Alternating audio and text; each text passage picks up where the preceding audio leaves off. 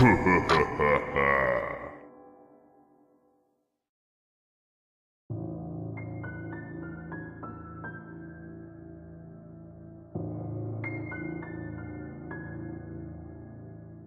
1999, I had just graduated from Emerson University in downtown Boston. I had majored in screenwriting, specifically in cartoons and children's programming. My debt was pretty bad, so when Nickelodeon Studios offered me an internship at the studio in California, I accepted immediately. Many of you ask to see Crybaby Lane, but if you want to see the original Crybaby Lane, you never will, even if Nickelodeon somehow consents to releasing it to you. You won't be seeing what was shown on TV, and you sure as fuck won't be seeing the original that Lauer made. I don't even think Nickelodeon has the original cut of the movie anymore, and if they do, it's only in backup copies. If the backup copies exist, they must be locked away in some vault along with all the deleted episodes of Ren and Stimpy and the never-before-mentioned episodes of SpongeBob SquarePants. I'm pretty sure the director, Peter Lauer, has the original copy, and it's probably on his mantle next to his snuff films, that creepy-ass fuck.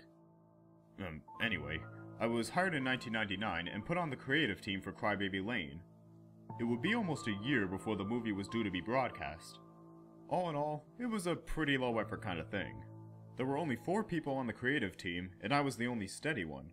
Lauer would replace them on a whim. He said it was to keep it fresh. I thought it was because he was hiding something. And I was right. We had a little over a year to make a made-for-TV movie, not just to write it and cast it, but to film it and edit it. Lauer didn't work fast at all. After the first 3 weeks, we only had the ideas for the first 15 minutes of an 85-minute movie. Lauer, even at this point, was a weirdo.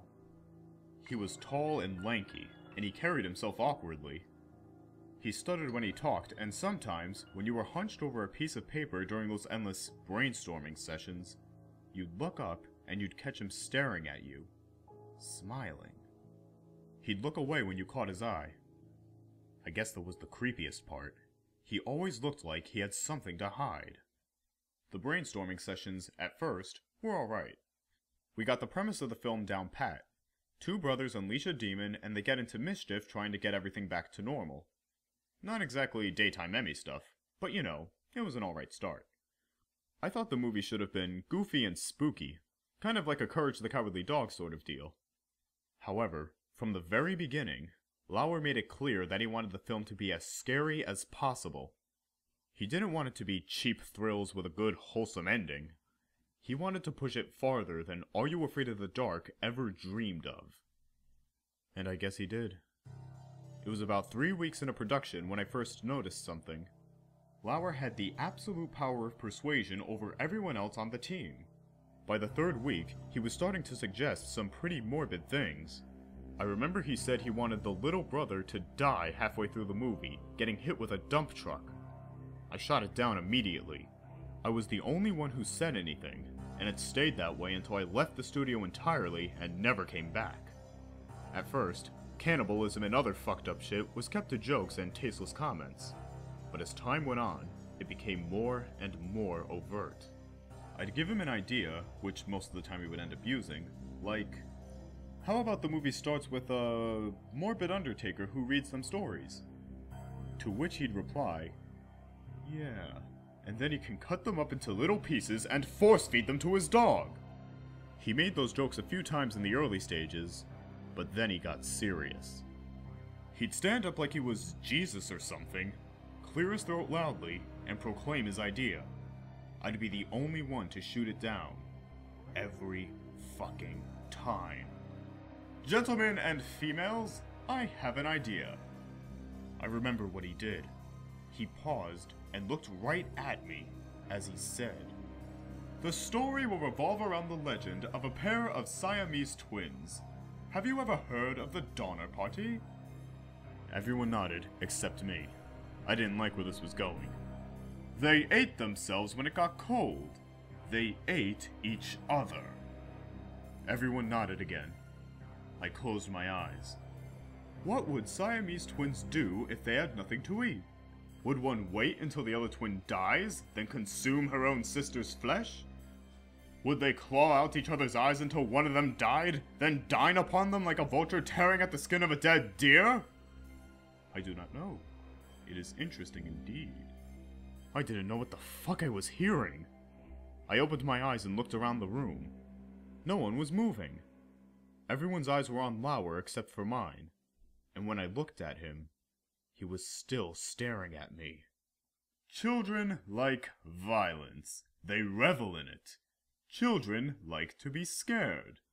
So we'll scare them. Won't we, Johnny? He leaned over the table, getting pretty damn close to my face. I stared back at him. I think you're fucked up, to be honest. He smiled, then backed away. Oh, I'm fucked up alright, but you have to be fucked up to survive in this cutthroat world? His grin expanded. Literally. Right now, I'm going to show you some pictures that will spark some of your imaginations. He got up and locked the door from the inside.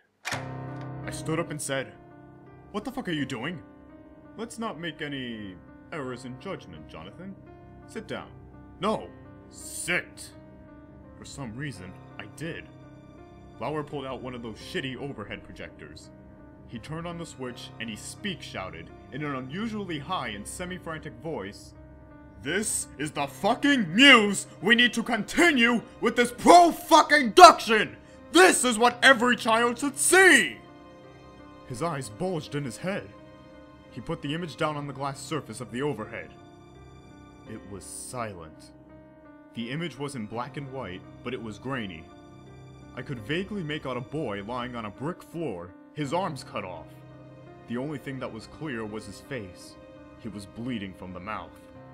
Lauer almost threw the paper off the overhead, slamming down another one. It was a zoomed-in shot of the boy's face, in color. The blood trickled from his open mouth onto the brick floor, his eyes shut, grimy blood underneath his eyebrows and eyelashes.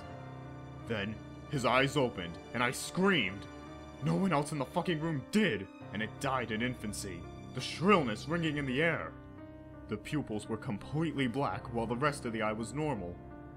The longer I stared, the more the eyes opened, widening and widening until it looked like the skin above his eyebrows and eye sockets was going to rip in half. Then they started to bleed. Blood started as a trickle, and I swear to God I could hear it. More. Now it was like a full-blown stream. More, until the floor was a lake of blood. I could hear it, like I was hiking and I came across a stream. And then I could smell the kid. I could smell his rot. I leaned underneath the table and vomited. When I rose back up, the images were gone. Everyone else in the room was expressionless. Lauer turned on the lights. "You may go," he said, unlocking the door. I walked through those fucking doors, and I never came back.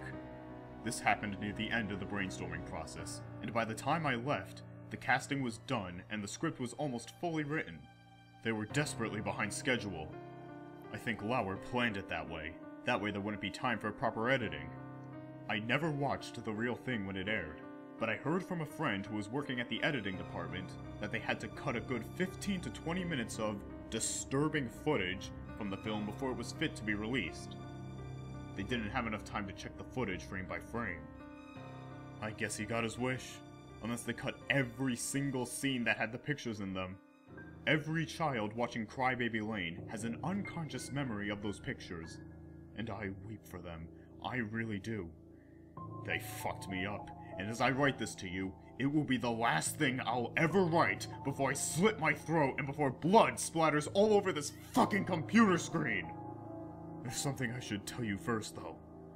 Early on, Lauer posed an idea of the two brothers capturing a squirrel, putting said squirrel in a jar, and slowly drowning it before filling the jar with sand and dropping it into the bottom of a pond. Soon after this was suggested, Sandy from SpongeBob SquarePants appeared in Tea at the Tree Dome. Lauer also suggested, in one scene of the movie, for a man with a squid-like nose to take off his pants in front of the two boys and rape them off camera, but heavily implied. Squidward soon appeared as a major character in SpongeBob SquarePants. It was suggested that the two be stepbrothers, forced to live in the same house after the first one's mom was found dead in a shallow grave, her body heavily cannibalized by her own husband, a local weatherman. A show with the vaguely premise, Drake and Josh, started in 2004, and the stepfather is indeed a weatherman. Lauer also suggested the younger brother have a doghouse, in which he keeps various animal fetuses encased in acid, which he uses to regularly poison his mother to have sex with his abusive stepfather. As Told by Ginger debuted soon after. A man who captures the souls of children in a vacuum cleaner and sends them to Hades? Danny Phantom.